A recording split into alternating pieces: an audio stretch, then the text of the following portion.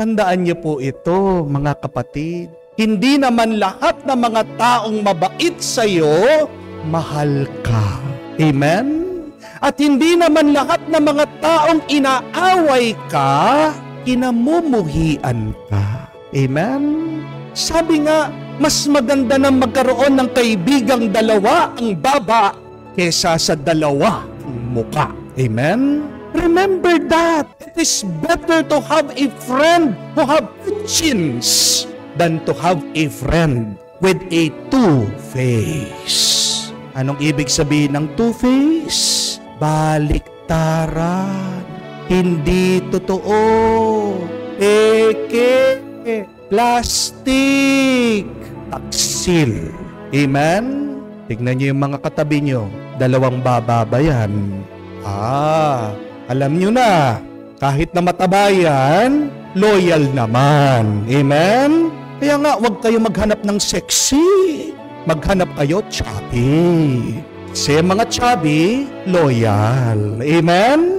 Mga kapatid, ang Panginoon, narinig nyo naman sa Ebanghelyo, inaalis niya yung mga taong alam niya hindi makakatulong sa atin. Kung mananatili din tayo sa Panginoon, aalisin niya yung mga taong makakasama sa atin. Tandaan mo, hindi lahat ng nakalapit sa iyo ay nakakatulong sa iyo. Hindi lahat ng kaibigan mo o meron kang ugnayan o meron kang koneksyon ay nakakabuti sa iyo. Amen? Maniwala ka, magtiwala ka. Ang Diyos may ginagawa at lahat ng ginagawa niya kahit man sa iyong paningin na masakit, kalaunan para sa ikabubuti mo, para sa ikakasaya mo. Amen? There are 3 reasons, remember this, when God removes people in our lives. Ano yung 3 dahilan ng Diyos bakit minsan aalisin at aalisin, puputulin at puputulin niya yung koneksyon ng ibang tao sa atin? Una, para tayo ay lalo pang maging mabunga.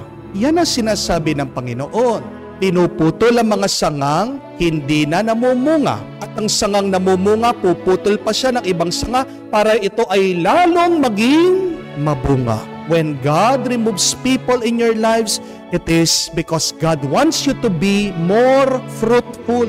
Tandaan niyo po ito.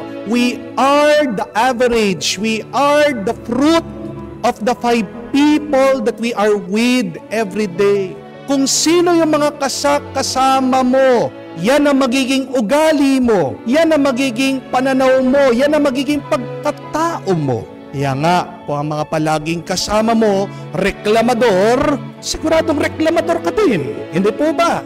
Hindi mo maasahan ng isang tao na maging palasimba kung yung mga kasama niya ay malayo sa simbahan. Amen? Kung yung mga kasama mo madadrama, hindi naman malayo na ikaw ay maging madrama din. Gusto mong maging masipag? Maghanap ka ng mga kaibigang masisipag. Hindi niyo po ba napansin? Bakit po sa squatter area walang mayaman? Bakit sa squatter area para-parehas mahihirap? Ito ay dahil hinahawan nila ang bawat isa sa kanilang pag-uugali. Bakit kung pupunta kayo sa isang subdivision na mayayaman, wala kayong makikitang mahirap? Kasi magkakamukha sila ng pananaw at pag-uugali. When you pray to God to change your life, remember this, be ready. Because before God will change your life, God will change your company. Ang unang-unang papalitan ng Diyos sa iyo ay mga kaibigan mo. Pero kung hindi ka makapag-let go sa kanila, kung talagang nananatili ka sa mga taong yan, hindi ka aasenso. Hindi ko naman po sinasabi na masamang makipagkaibigan sa mga mahihirap. Hindi ko po sinasabi na iwasan natin ang mga sawing palad. Kung sinasabi ko, iwasan mo yung mga tao na may maling pananaw. Iwasan mo yung mga tao na hindi tama, hindi mabuti ang kanilang pag-uugali. Kasi meron pong tao kahit na mahirap siya, ang ganda ng kanyang disposisyon sa buhay. Amen? Ang ganda ng kanyang pag-uugali. Dapat siya, lumalaban siya ng patas. Mabuti siya. nagsasakripisyo, nagtsatsaga siya. Yun yung mga hanapin natin. Yung mga taong makakatulong para lalo pang maging mabunga ang ating pagkatao. Yan ang unang dahilan. Bakit aalisin ng Diyos ang mga tao sa buhay natin? Kasi hindi na sila nakakatulong sa buhay nating maging mabunga. But secondly, pangalawa, inaalis ng Diyos ang mga taong nagiging sakit sa ating pagkatao. God removes toxic people in our lives. Kung mabasahin niyo po ang Genesis, doon niyo malalaman, ang bayan ng Diyos, ang mga Hebreyo, dinala po niya sa Ehipto. Nung panahon na taghirap, merong famine, naghihirap po, naghahanap sila ng pagkain. Pero doon po sa Egypt, dahil kay Jose, nabusog sila. Hindi sila namatay, hindi sila napabayaan. Pero kalaunan, after many years, itong lugar na kung saan nakatulong sa kanila, sila'y ginawa ng mga alipin. Anong ginawa ng Diyos? Matatandaan nyo, pinadala po si Moises. Si Moises ang nag-alis, ang naglabas sa mga Hebreyo doon sa Ehipto. Look at that. One time, Egypt was very helpful to them. But as times goes on, this place has become toxic to them.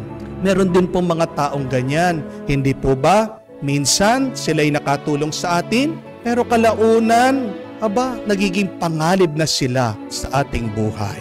Kung minsan tayo nagpapasalamat, meron tayong mga taong nalalapitan.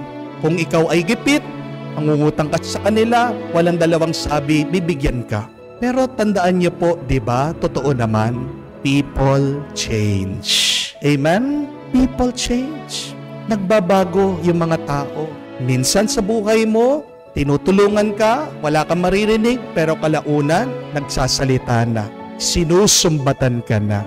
Pag meron kang kaibigan na pinapaalala sa iyo, pinapautang ng loob yung kanyang ginawang kabutihan, kailangan siguro lumayo-layo ka ng konti dyan. Kasi hindi na pagkakaibigan yan. Kung hindi, business na. Amen? Suriin natin. Tingnan natin yung mga tao sa buhay natin na nagiging toxic o laso na sa atin.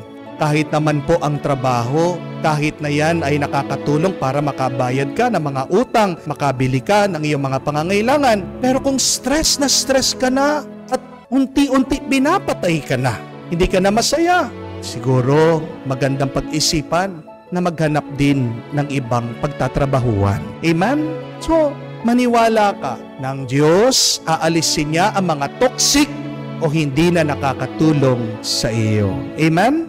Pangatlo at kahuli-huli yan. Inaalis din ng Diyos ang mga tao na nagiging akip sa atin, balakid sa atin para hindi natin makuha ang ating mga pangarap at panaginip. God removes people who blocks our vision and dreams in life. Napakaganda din po, basahin nyo sa Biblia. Doon sa Genesis, si Abraham at ang kanyang pamangkin na si Lot.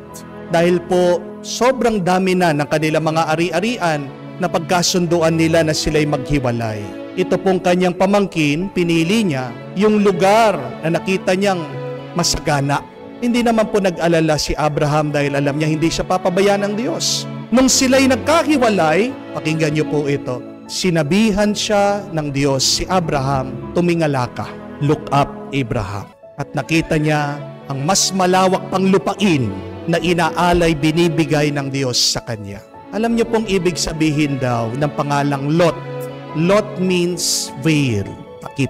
Nung inalis ng Diyos ang nagtatakip kay Abraham, pinakita niya ang mas marami pang pagpapala at biyaya. Tanungin din natin ang ating sarili. Sino ba sa aking buhay, nakapaligid o nakalapit, yung nagtatakip sa akin kaya hindi ko nakikitang pagpapala at pangarap ng Diyos para sa akin? Kung minsan ang malungkot na kwento, ang mga magulang sila pa ang nagiging balakid sa pangarap ng mga bata. May mga bata sasabihin sa mga magulang, Nay, Tay, gusto ko pong maging engineer, gusto ko pong mag-nurse, gusto ko pong mag-doktor, gusto ko pong maging computer expert. Pero agad sasabihin ng magulang na pasensya ka na, wala tayong pera. Totoo naman po ang concern sa pera. Pero anong kasabihan? Sa taong ayaw, maraming dahilan. Sa taong gusto, maraming paraan. Kahit na ikaw ay naghihirap, pero kung talagang mahal mo ang anak mo, gusto mo siyang suportahan, maghahanap at maghahanap ka ng paraan para makamtan niya yung kanyang panaginip. Amen? Yung aking pong tatay, ang pangarap talaga niya maging singer. Kaya siguro po sa kanya ako nagmana pagdating po sa pagkakanta. Kwento po niya, nung nabanggit niya na gusto niya maging singer o musikero, kanyang tatay, ang aking pong lolo noon na nagtatrabaho sa abroad, sa Saudi, nagpadala po ng mga instrumento. Pero ang mga kamag-anak po ni tatay, sila mismo ang nagsasabi, wala namang pera sa musika eh. Hintuan mo na yan. Yun po pala, gusto nila yung mga instrumento. Kinuha, yung ginawa, binenta, sinangla. Yung pala ang gusto, pera. Pero, sabi po ng aking ama, kung siguro nagpursige lang siya sa kanya pong kagustuhan, baka ka-level na niya si Freddy Aguilar. Diba? Minsan meron tayong mga panaginip, pero minsan meron din mga taong sila'y nagiging balakid. Kung napapansin mo ang mga taong yan ay balakid sa iyong buhay, pagdasal mo sila. Maniwala ka na ang Diyos ay tutulong sa iyo para gawing maluwang ang daan at makamtan mo ang iyong pangarap. Mga kapatid, hindi naman lahat ng mga nakalapit sa atin, ang gusto nila ay ang makakabuti sa atin. Remember that. Not everybody who is close to you, who is connected with you, wants the best for you. Alam naman natin, sa nakatagong puso ng bawat isa, we only want the best for us. Pero kung kayo ay mananatili sa Diyos, gagawa at gagawa palagi ang Diyos para matanggap mo ang pinakamabuti. Only God knows and wants the best for you. Kaya bakit iiwanan mo ang Diyos? Sabi niya, manatili ka sa akin para magkaroon ka ng buhay, umaapaw na buhay at mabungang buhay. Kaya huwag tayong lalayo sa Diyos. Maniwala tayo na gumagawa ang Diyos ng paraan para putulin, alisin ang mga taong hindi na nakakatulong sa atin. Ang mga taong hindi na nakakatulong para maging mabungang ating buhay. Ang mga taong nagiging laso na sa atin. Ang mga taong nagiging balakid at tadlang para hindi natin makamtan ang ating mga pangarap. Pasalamat tayo sa Diyos dahil sa Kanyang walang sawang paggabay sa atin at huwag tayong magsawa na lumapit at manatili sa Kanya ngayon at magpakailanman. Nang puminsan merong isang kwento tungkol sa isang babae na bagong kasal at siya ay nakitira dito sa bahay ng kanyang asawa. Nakasama po niya ang kanyang biyenan na babae. Alam niyo naman po madalas yung mga asawa nagkakaroon ng problema sa mga biyenan, di po ba? And so was also the case with this newly wedded girl. Araw-araw na lang na ginawa ng Diyos, pinagdadabugan siya ng kanyang biyenan. Pinaparamdam ng biyenan niya na mas magaling siya, mas alam niya kung anong ginagawa niya kaysa sa kanya. Pinapahiya siya sa harap ng mga kakumare niya, sa mga kapitbahay. Naririnig pa niya na chinichismis siya. Nasasaktan po itong babae na para bang minamaliit siya ng kanyang biyenan. Kaya naman po hindi mapigilan itong babae. Pumunta siya sa simbahan, hinanap ang pari, nag-o-open up dito sa nangyayari sa kanilang tahanan. At tinatanong sa pare, Father, ano po bang gagawin ko? Gusto ko na pong umalis. Kaya lang mahal na mahal ko po yung asawa ko. Sabi po ng pare, sige, ganitong gawin mo. Bumili ka ng aso, malaking aso. Alagaan mo ng 1 linggo. Pagkatapos ng 1 linggo, bumalik ka sa akin. Magkomustahan tayo. So ginawa po ng babae, nagpabili sa kanyang asawa, no? Bumili siya ng malaking aso, German Shepherd, inalagaan niya. Pagkatapos po ng 1 linggo, bumalik yung babae sa simbahan. Kinakausap yung pare. Tinanong siya ng pare, kumusta na? Ano na nangyari doon sa aso? Father, nakakapagod naman yung aso. Ang laki-laki po. Pag pinapaliguan ko, hindi ko alam kung paano ko hahawakan. Tapos ang takaw-takaw pa. Ang dami ko pong nauubos na pera sa pagkain pa lang, dog food. O sige, sabi po ng pari, ito yung susunod na gawin mo. Bumili ka ng pusa. Alagaan mo. Pagkatapos ng 1 linggo, bumalik ka dito, magkomustahan tayo. Umalis po yung babae, ginawa naman po niya. yung inutos ng pare, bumili siya ng pusa. Inalagaan niya. After 1 week, bumalik ulit sa simbahan, hinanap yung pare, kinukumusta siya. O ano na nangyari? Ayun po, Father, sumakit yung ulo ko. Yung pong pusa, inaaway niya yung aso ko. Pagkatapos, 2 na yung pinapaliguan ko ngayon. Kung yung aso napakalaki, yung pusa naman ayaw maligo. Ano pong gagawin ko? Sabi po ng pare, sige, bumili ka ng ibon. Alagaan mo. After 1 week, bumalik ka dito. Magkumustahan tayo. Umalis po yung babae, bumili po ng ibon. After 1 week, bumalik sa pare. Kinukumusta siya. Yung pong babae, lalong naging stress ang itsura. Naging haggard. Sabi niya, Father, hindi na po ako makatulog. Bakit? Kasi po pag matutulog na ako, yung pusa, gusto niyang kainin yung ibon. Binabantayan ko po yung ibon para hindi kainin ng pusa. Yung naman pong aso, palaging hinahabol yung pusa ko. Ano pong gagawin ko? Tapos tinanong po nung pare, yung biyanan mo, kumusta na? Yung biyanan ko po, hindi ko po alam, sabi niya. Busy po ako dito sa aso, pusa at saka ibon Hindi ko na po alam kung ano nangyayari sa kanya. Bahala na siya sa buhay niya. O tignan mo, sabi ng pare, problem solved. Di wala ka ng problema sa biyanan mo. Pero ang tanong, bakit ba nagkakaroon tayo ng problema sa ibang tao? Bakit ba nagkakaroon ka ng kaaway? Bakit ba nagagalit ka minsan sa ibang tao? Gusto mo bang alisin ang galit mo sa ibang tao? Gusto mo bang mawala ang mga kaaway mo? 2 bagay po ang kailangan nating gawin. Always find the good in other people. Pag ang palagi mong nakikita yung pagkukulang nila, pag palagi mong nakikita yung kasamaan na ginagawa nila sa iyo, you will always have enemies in your life. Magiging masama palagi ang loob mo. Pero kung nakabukas ang mata mo and you pay attention, and if you believe that everybody is good, try to find the goodness, the holiness, the kindness, the generosity in everybody, then that ill feeling, that anger, that resentment will disappear. Bakit sumasama ang loob mo? Dahil hindi mo makalimutan yung masama na ginawa nila sa iyo. Amen? Pero kung makaalala mo, hindi lang naman masama ang ginagawa ng isang tao. Hindi naman 24 hours palaging masama ang kanyang ginagawa. Amen? Meron pa ring oras, panahon, minuto, segundo na mabuti yan. May ginawa bang masama ang Diyos? Wala. Ang problema lang, napapasama tayo. Ang problema lang, you may be at the wrong place, at the wrong time, at napakitanan ka ng masama ng tao. At dinibdib mo yun. Hindi mo makalimutan. Hindi mo mabitawan. Hindi ka makapag-move on. But if you try to find something good in your enemies, then that anger, resentment will be gone. Kahit nasabihin niyo po nasaktan kayo sa asawa niyo ng babae, hindi naman pwede na walang ginawa na mabuti yan. Maaaring unfaithful, pero he still provides for his family. Maaaring sabihin mo, babaero, walang hiya, pero marunong makisama sa mga tao. Hindi po ba? Maaaring galit ka sa isang tao dahil nangutang sa'yo, hindi pa nagbabayad hanggang ngayon. But remember, may pamilya din yan.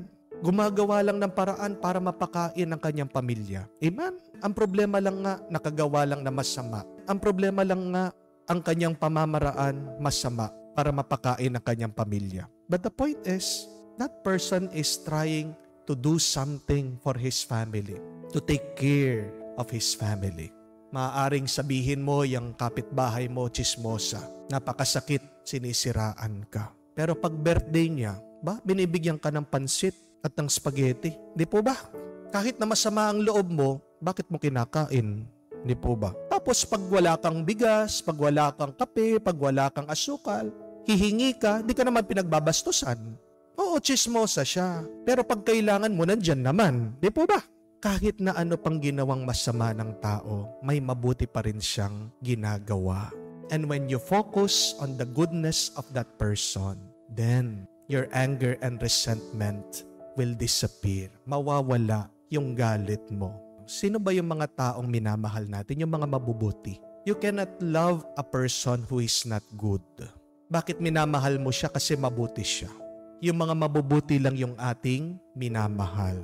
Mapasama man, alalahanin mo, minsan pa rin yan mabuti at pwede pa rin siyang maging mabuti. So continue loving that person. Alalahanin mo, yan yung hamon, unang hamon. Hanapan mo ng kabutihan, yung kaaway mo, yung taong nakasakit sa iyo.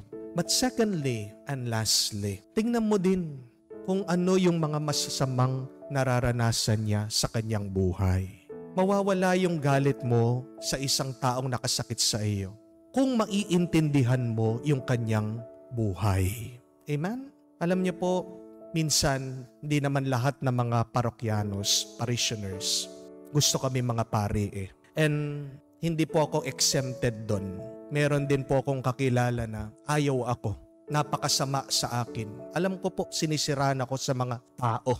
Nakakarating din sa akin. Nainis din po ako, nagagalit din po ako. Pero alam niyo pong ginawa ko, I started to pray and I started to look at the life of this person. Sabi ko, bakit napakasama ng taong ito sa akin?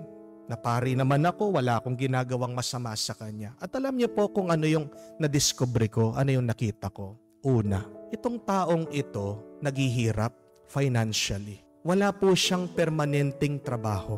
Pangalawa, may sakit siya. Pangatlo, hindi sila magkasundo-sundo sa pamilya nila. Pang-apat, may problema siya doon sa kapatid niya. Palaging napapabarangay. Pang-lima, hindi sila inuuwian ng nanay niya. Doon ko lang naintindihan, kaya pala na napakasama niya. Dahil may masama siyang karanasan. Dahil may masama siyang kalagayan. Tandaan niyo po yan. Ang taong masamang magsalita, may masamang pinanggagalingan. Pag ang tao nakakasakit sa iba, nasasaktan siya. Kasi kung masaya ka, hindi ka naman mananakit ng iba. Amen? Kung kontento ka, kung payapa ka, kung mabuti ang iyong kalagayan, ano po sa tingin nyo ang maibibigay mo sa ibang tao? Hindi po ba tuwa, saya, at kapayapaan din? Hindi po ba merong kasabihan, you cannot give what you do not have? So, if you do not have a good and loving experience, how can you give goodness and love to other people? You cannot. Kaya nga po, pag galit ka sa isang tao, bago ka mainis sa kanya, pagdasal mo siya. Una, unawain mo. Bakit kaya ganyan ng taong yan? At makikita mo, may masama pala siyang pinagdadaan. At pag nakita mo yung masama niyang kalagayan, di ba? Yung inis mo, mapapalitan ng awa. Continue to pray for that person. Bless that person. Why should you bless that person? 2 reasons. Una, sa pamamagitan ng pagbibendisyon ng Diyos, maliliwanagan ang isip ng taong yun. Yun yung ibig sabihin ng blessing your enemies, praying for your enemies. Kasi hindi magbabago yan pag hindi niya na-realize, pag hindi niya naisip, pag hindi niya naunawaan. Hindi po ba? And then, the second reason, why should you pray, bless your enemies? Para punuin naman siya ng grasya, kabutihan ng Diyos. Dahil kung wala siyang nararamdaman at nararanasan na kabutihan, magpapatuloy yan sa masama niyang pananalita. Magpapatuloy yan sa masama niyang ginagawa. Pagdasal mo na, swertihin siya. Dahil pag masaya siya, paano siya magsalita? Pag mabuti ang kanyang karanasan, anong maipapakita niya? Hindi ba tuwa, galak, at kabutihan? Hindi natin maaalis ang mga taong masama sa papamagitan ng karahasan. You cannot fight evil with evil. Because if you respond evil with evil, evil multiplies. Imbis na mawala ang kasamaan, dumarami yan dahil nagiging masama ka din. Paano maaayos kung man may masamang relasyon o hindi pagkakaintindihan? Nag-uumpisa yan sa pagmamahal, sa pagdarasal.